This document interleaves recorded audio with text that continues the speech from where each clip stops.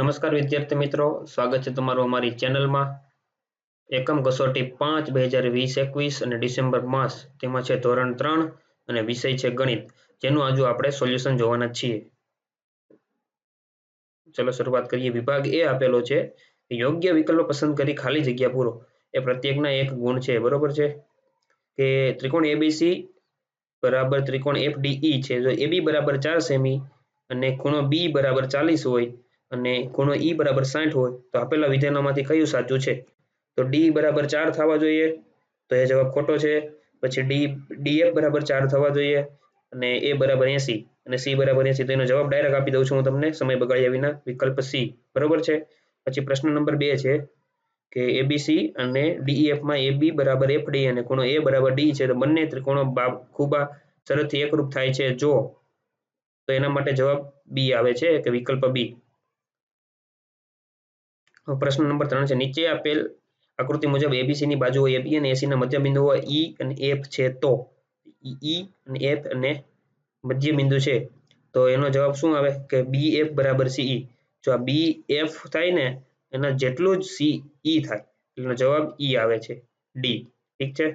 પછી પ્રશ્ન 4 છે, નીચે આપેલા ખૂણાઓના માપમાંથી કયો ખૂણો ફક્ત પરિકરની જોડ અને અંકિત માપપટ્ટીથી રચી શકાય છે? તો એક છે 37.5 અંશનો ખૂણો જ પરિકરની અને અંકિત માપપટ્ટીની મદદથી રચી શકાય છે. પછી એમાં આગળ છે પ્રશ્ન નંબર 5, જો ત્રિકોણ PQRમાં ખૂણો R ગ્રેટર ધેન ખૂણો Q હોય, એટલે કે R ખૂણો મોટો છે, તો PQ બરાબર PR. PQ QR કરતા મોટો થાય, સોરી, ગ્રેટર ધેન, એટલે વિકલ્પ બી આવશે. હવે વિભાગ નંબર બી તરફ આગળ વધીએ. પછી એમાં આપેલો છે, નીચે આપેલ આકૃતિમાં એસી બરાબર એઈ, એબી બરાબર એડી અને ખૂણો બીએડી બરાબર ખૂણો ઈએસી હોય, તો સાબિત કરો કે બીસી બરાબર ડીઈ. તો આ જવાબ તમારે લખવો પડશે. એનો જવાબ હું આપી દઉં છું, તમે લખતા જજો. ખૂણો બીએડી બરાબર ખૂણો ઈએસી, ત્રિકોણ એબીડી માં ખૂણો એ બરાબર ખૂણો એ, એટલે વિકલ્પ આને આપજો તમે સમીકરણ નંબર 1. પછી આપેલું છે આગળ કે એબી બરાબર એડી, એટલે કે એને વિકલ્પ સમીકરણ નંબર 2. પછી ખૂણો ત્રિકોણ એબીસીઈ માં ખૂણો એ બરાબર ખૂણો એ થાય, બરાબર, અને સમીકરણ નંબર 3 અને એસી બરાબર એઈ, એને સમીકરણ નંબર 4. તો હવે સમીકરણ 1, 2, 3 અને 4 પ્રમેય મુજબ બાખુબા પ્રમેયની આધારે ખૂણો એ બરાબર ડીએબી, ખૂણો ડીએસી, ખૂણો સીએઈ, બરોબર છે. અને આને આપી દેજો આપણે ખૂણો એ બરાબર એને 5મો સમીકરણ અને આને આપી દેજો 6થું સમીકરણ. તો એ પ્રમાણે બાખુબા પ્રમાણે શું થાય કે એબીડી એકરૂપ એડી છે, તેથી આપણું સાબિતી આવી ગઈ છે, બરોબર છે. એસી એકરૂપ એડી છે, પછી બીસી બરાબર ડી થાય. આ એનો જવાબ આવે. આટલું લખવાનું છે તમારે. વિડીયો પોઝ કરીને તમે લખી નાખજો જવાબ. કે આપેલ આકૃતિમાં પીક્યુસી અને ત્રિકોણ પીઆરસી એ પ્રમાણે છે કે ક્યુસી બરાબર પીઆર અને પીક્યુ બરાબર સીઆર, તો સાબિત કરો કે ખૂણો પીસીક્યુ બરાબર સીપીઆર. તો અહીંયા પણ આપેલું જ છે ક્યુસી બરાબર પીઆર, બરોબર છે. પેલા આકૃતિ આ રીતની છે કે પ્રમાણે સમાન બાજુની સામસામેના ખૂણાઓ પણ સમાન થાય, બરોબર છે.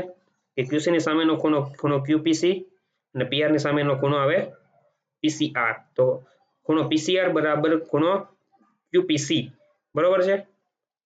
કે અહીં પીસી એ મધ્યગા છે, તેથી તે ખૂણા પી નો લંબ દ્વિભાજક છે. આ લંબ દ્વિભાજક થાય એટલે ખૂણો ક્યુપીસી બરાબર ખૂણો આરપીસી બરાબર પીસીક્યુ બરાબર ખૂણો પીસીઆર અને પીસીક્યુ બરાબર ખૂણો સીપીઆર. જવાબ આવી જાય છે, બરોબર છે. હવે એમાં પ્રશ્ન નંબર 8 છે, રેખાખંડ એબી એ સીડી ને સમાંતર છે, એટલે કે રેખાખંડ એબી આ સીડી ને સમાંતર છે. ખૂણો ઓ એ એડી નું મધ્ય બિંદુ છે, એ અને ડી નું મધ્ય બિંદુ આ ઓ આપેલું છે આકૃતિ મુજબ. સાબિત કરો કે એ ઓ બી, એટલે કે એ ઓ ને બી બરોબર ત્રિકોણ ડી ઓ સી બરાબર થાય છે. આ પેલું વસ્તુ સાબિત કરવાની છે. પછી બીજું પણ સાબિત કરવાનું છે કે ખૂણો બી અને સી રેખાખંડ છે, એનું મધ્ય બિંદુ પણ ઓ થવું જોઈએ. તો ચલો અહીંયા પેલા પ્રમેય મુજબ જઈએ. ખૂણો એઓસી બરાબર સીઓડી અભિકોણ છે, એઓ બરાબર ડીઓ ની બરાબર બાજુ થાય, એટલે સીડીઓ બરાબર બીએઓ, એટલે યુગ્મ કોણો. ખૂબાખૂ શરત પ્રમાણે ખૂણો બાજુ ખૂણો એઓ બી અને એકરૂપ ડીઓસી થાય, બરોબર છે. હવે બીજું જોઈએ, એટલે એક તો સાબિત થઈ ગયું. પછી બીજું એઓ બરાબર ડીઓ, તો સીઓ બરાબર બીઓ, એડી એ બીસી ને દુભાગે છે તો ખૂણો ઓ એ બીસી નો મધ્ય બિંદુ છે. તો અહીં બે પણ પ્રમેય સાબિત થઈ જાય છે જે માગેલું છે. પછી પ્રશ્ન નંબર 9 તરફ જઈએ. એલ એ રેખાખંડ AB નો દ્વિભાજક લંબ દ્વિભાજક છે. જો બિંદુ P રેખા L પર હોય તો બતાવો કે P એ A અને B થી સમાન અંતરે આવેલા છે. કે અહીં AB નો લંબ દ્વિભાજક IQ છે, બરોબર, LQ સોરી. AB નો લંબ હોવાથી કાટખૂણે દુભાગે છે. ખૂણો AQP બરાબર ખૂણો PQB કાટખૂણો થાય. તે AP બરાબર PP કર્ણ છે. એટલે જવાબ આવી જાય છે P એ A અને B થી સમાન અંતરે છે, બરોબર છે. તો હવે આગળ જોઈએ પ્રશ્ન નંબર 10 ઉપર. આપેલ આકૃતિ મુજબ AB બરાબર 80 હોય તેવો સમદ્વિ બાજુ ABC AD બરાબર AB થાય તેવું બિંદુ DA BA પર લો. સાબિત કરો કે BCD કાટખૂણો છે. શું આપેલું છે? AB બરાબર 80 છે, બરોબર. AB બરાબર સોરી આ 80 આપેલો છે. હવે આ ત્રિકોણ જે ABC થયો છે તો AD બરાબર AB થવું જોઈએ. એ આપણને માગેલું છે, બરોબર. AD બરાબર AB થવું જોઈએ. હવે આગળ જોઈએ. AB બરાબર 80 તો AC બરાબર AD. ત્રિકોણ ABC માં AB બરાબર 80 છે તો ખૂણો ACB બરાબર ABC પ્રમેય પ્રમાણે થાય. તો ત્રિકોણ ADC માં AC બરાબર AD છે જ્યારે. હવે ACD બરાબર ADC પરિણામનો સરવાળો લેશો તમે તો આ પ્રમાણે ખૂણો ABCD બરાબર DBC પ્લસ ADC અને ત્રિકોણ BCD બરાબર DBC પ્લસ BDC, બરાબર. જ્યારે ત્રિકોણ ABC માં આપણે લઈ જઈશું એમાં તો ત્રણેય ખૂણાનો સરવાળો 180 થાય છે, બરાબર. ખૂણો DBC BDC અને ખૂણો BCD. ત્યારે BCD પ્લસ ખૂણો BCD 180 નો છે તો બે ખૂણો BCD બરાબર 180 તો BCD બરાબર 1 ની બાજુ 90 થાય. આમ એ કાટખૂણો છે. ખૂણો BCD કાટખૂણો છે. પછી વિભાગ C માં જઈએ આપણે. ત્રિકોણ ABC માં BE અને CF બે સમાન વેધ છે તો એકરૂપતા માટેની કાકબાની શરતનો ઉપયોગ કરી સાબિત કરો કે ત્રિકોણ ABC સમદ્વિભાજુ ત્રિકોણ છે. તો ચાલો આપણે સાબિત કરવાનું છે. તો સૌપ્રથમ તમારે લેવાનું આવશે ત્રિકોણ FBC અને ત્રિકોણ ECB માં CF બરાબર BE પક્ષ છે એટલે ખૂણો CFB બરાબર ખૂણો BEC એટલે કે 90 અંશે પક્ષ થાય. BC બરાબર CB એટલે સામાન્ય બાજુ છે. કાટકોણ મુજબ FBC બરાબર સમાંતર એટલે ECB. ત્યારે ખૂણો FBC બરાબર ખૂણો ECB અને ખૂણો ABC બરાબર ખૂણો ACB. આ એનો જવાબ થાય છે, બરોબર.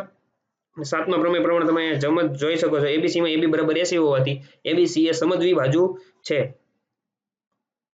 પ્રશ્ન નંબર 12 જોઈએ. આપેલ આકૃતિમાં T અને M સમાંતર બાજુ ચતુષ્કોણ છે. PQRS માં એ પ્રમાણે છે કે PT બરાબર MR અને PT લંબ MR થાય તો ત્રિકોણની એકરૂપતાની શરતનો ઉપયોગ કરી સાબિત કરો કે ત્રિકોણ PTR બરાબર ત્રિકોણ RMP અથવા તો બીજું RT લંબ PM અને RT બરાબર PM એટલે સાબિત કરવાનું છે. તો ચાલો નીચે જવાબ જોઈએ. PT બરાબર MR અને PT બરાબર PM બરાબર RT સમાંતર બાજુ ચતુષ્કોણની સામસામેની બાજુ છે. ત્યારે ખૂણો T બરાબર ખૂણો M સામસામેના ખૂણા સમાન છે. એટલે કે બાખુબા શરત પ્રમાણે PTR અને RMP સમાન થાય. એટલે જ્યારે બીજો આપણને આપેલું છે PTRM ની સામસામેનું સમાંતર હોય છે અને સમાન હોય છે એટલે RT લંબ PM થાય અને RT બરાબર PM જ થાય, બરોબર છે. હવે એમાં વિભાગ D ઉપર આવીએ. પ્રશ્ન નંબર 13મો. 5 સેમી બાજુવાળા સમબાજુ ત્રિકોણની રચના કરી તેની યથાર્થતા દર્શાવો. મેળવેલ ત્રિકોણની બધી બાજુઓના લંબ દ્વિભાજક અને બધા ખૂણાઓના દ્વિભાજક રચો અને તમારા અવલોકનનું તારણ લખો. એટલે કે આ જવાબ લખવાનો છે આ રીતનો દોરીને.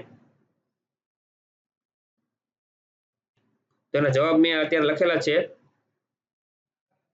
કિરણ AB આપેલ છે. કિરણ AB ને A તરફથી લંબાવી રેખા MAB મેળવો.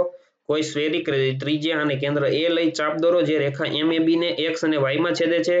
1/XY થી મોટી ત્રિજ્યા લઈ X અને Y અને વારાફરતી કેન્દ્ર લઈ ચાપ મારો જે એકબીજાને P બિંદુમાં છેદે છે. P માંથી પસાર થાય તેવું કિરણ AC દોરો જેથી આપણને 90 અંશ મળશે. સૌપ્રથમ દોરેલ A કેન્દ્ર ચાપને કિરણ AC ના છેદ બિંદુને Z નામ આપો. 1/Y થી મોટી ચાપ લઈ Y અને Z ને વારાફરતી ચાપ મારો જે એકબીજાને Q બિંદુમાં છેદે છે અને છેલ્લે 7મું કિરણી એક્યુ રચો. બરાબર છે. જો તમને વિદ્યાર્થી મિત્રો અમારો વિડીયો સાચો લાગ્યો હોય અને સોલ્યુશન સાચું લાગ્યું હોય તો વિડીયોને લાઈક કરો અને કોમેન્ટ કરીને જરૂર જણાવો કે તમારા કોઈ પ્રશ્નનું સોલ્યુશન અમે લાવી શકીએ. અને તમે અમારી ચેનલમાં પહેલી વાર હોય તો ચેનલને સબસ્ક્રાઇબ કરો અને બેલ આઇકનનું બટન દબાવને ઝડપથી બધા વિદ્યાર્થીઓને શેર કરો.